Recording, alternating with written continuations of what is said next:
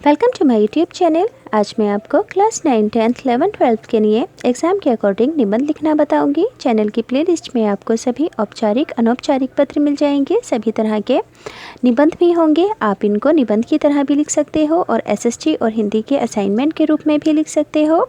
तो सभी बच्चे वीडियो को पूरा देखेंगे, स्किप नहीं करेंगे, क्योंकि एग्ज़ाम में कोई भी टॉपिक आ सकता है निबंध लिखने के लिए। तो यहाँ पर मैं आपको विभिन्नता में एकता, भारत की विशेषता पर पूरा ही पढ़कर बताऊंगी। सभी डाउट्स क्लियर करूंगी। इसे सुनकर आप भी एग्ज़ाम में इजीली लिख पाओगे। तो वीडियो को पूरा देखोगे, इससे आपकी सेल्फ नॉलेज भी बढ़ेगी, एग्ज़ाम की तैयारी भी हो जाएगी और हिंदी की वर्ड पावर भी बढ़ेगी। तो आप सभी को इन पॉइंट्स के अकॉर्डिंग इस पूरे ही निबंध को लिखना है। तो टॉपिक है विभिन्नता में एकता, भारत की विशेषता। विभिन्नता यानी कि भारत में भिन्न भिन्न लोगों के रहते हुए भी एकता बनी हुई है और यही भारत की विशेषता है। फर्स्ट पॉइंट के अंदर एक्सप्लेन करना है विशाल देश भारत। सेकंड पॉइंट में एकता की भावना को धार्मिक दृष्टि से, संतों की दृष्टि से और धर्म ग्रंथों की दृष्टि से बताना है।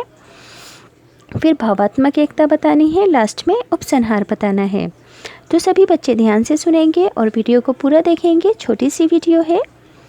भारत एक विशाल देश है और इसका इतिहास प्राचीन और उतार चढ़ावों से भरा हुआ है। याद रहेगा कि हमारा देश एक बहुत विशाल देश है और इसका इतिहास प्राचीन और उतार चढ़ावों से भरा है। ये बहुभाषाओं वाला यानी कि बहुत सारी भाषाओं वाला देश है और इसमें अनेक नस्लें एवं जातियाँ सदियों से निवास कर रही हैं। दुनिया के लगभग सभी धर्म यहाँ पर पल रहे हैं। इसमें हम सभ्यता के विभिन्न स्तरों को एक साथ पनपते देखते हैं, यानी कि अलग अलग सभ्यताओं को एक साथ पनपते हुए देखते हैं। और हम देखते हैं कि फिर भी हमारा एक राष्ट्र है, अलग अलग सभ्यताएं होते हुए भी। तो यही भारत की विशेषता है। हम अनेक में एक के खोजी हैं, यानी कि अलग अलग होते हुए भी एक साथ मिलकर रह रहे हैं। वैदिक आर्य इंद्र, वरुण, अग्नि इत्यादि अलग अलग प्रकार के देवताओं की पूजा करते थे, लेकिन उन्होंने एकता की भावना यानी कि एकता की भावना को लोगों में विकसित किया और घोषित किया कि वो जिन अलग अलग देवताओं की पूजा करते हैं उनके सिर्फ नाम अलग हैं, पर वो एक ही है। और यही बात सत्य है। ये लाइन नहीं लिखेंगे संस्कृत वाले। एकता की इस भावना ने लोगों को सामाजिक राजनीतिक जीवन के निर्माण में बहुत सहायता दी है। याद रहेगा कि एकता की इस भावना ने लोगों के सामाजिक और राजनीतिक जीवन के निर्माण में बहुत सहायता दी है। प्रकृति के सत संपर्क के कारण, बस इतना ही लिखना है यहाँ पर, आगे का नहीं लिखेंगे।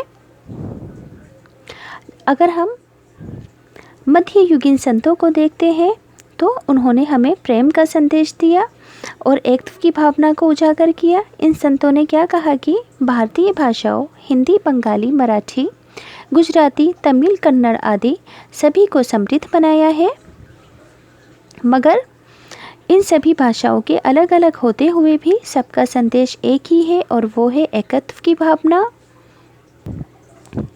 भारत की एकता हमारे पुराण काव्य रामायण और महाभारत द्वारा परिरक्षित है। भारत की प्रत्येक भाषा में हमें राम और कृष्ण की, पांडवों की कथाएं उपलब्ध हैं।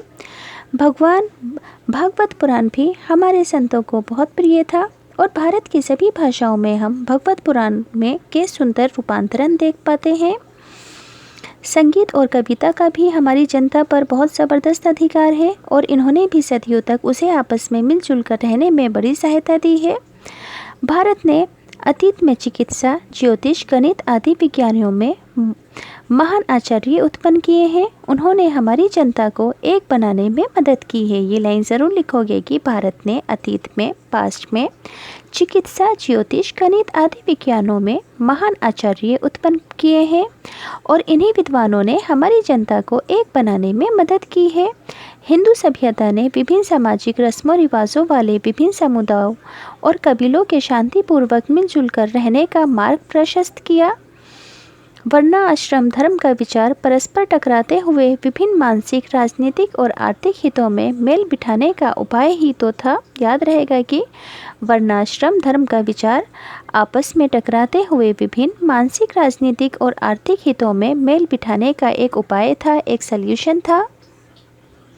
भारत के महर्षियों ने समन्वय तत्व पर सदा जोर दिया। वे विग्रह में विश्वास नहीं करते थे। भारतीय मानव सत्य के सभी रूपों और पहलुओं को स्थान देने का और सहिष्णुता विकसित करने का प्रयत्न करता है। हमारी परंपरा के अनुसार मनुष्य जाति के सबसे बड़े आदर्श हैं शांति और भूत दया, यानी कि प्राणी मात्र के प्रति दया भावना। याद रहेगा, प्राणी मात्र के प्रति दया भावना भूत दया कहलाती है। कबीर, जासी, तुलसी, सूर और मीरा, रैदास आदि ने भावात्मक एकता का संदेश दिया था। गांधी जी ने हिंदू मुस्लिम एकता का रचनात्मक कार्यक्रम भी विकसित किया। उनका अहिंसा मार्ग वस्तुतः मानव की सेवा में आत्मोत्सर्ग की सत प्रक्रिया थी, यानी कि गांधी जी ने हिंदू मुस्लिम को साथ मिलकर रहने का कार्यक्रम विकसित किया ताकि अच्छे राष्ट्र का निर्माण हो सके। और यही भारत की विशेषता रही है कि आज तक हम सब आपस में मिलजुल कर रहते हैं, पर कुछ सांप्रदायिक तत्व आकर बीच में लड़ाई झगड़े करवा देते हैं। पर हमें उस तरफ ध्यान नहीं देना चाहिए और अपने राष्ट्र के विकास के बारे में सोचना चाहिए। प्रजातंत्र यानी कि लोकतंत्र, धर्मनिरपेक्षता तथा समाजवाद से यदि हमें प्यार है तो हमें भावात्मक एकता की हर मूल्य पर रक्षा करनी चाहिए। यानी कि भावात्मक एकता क्या है?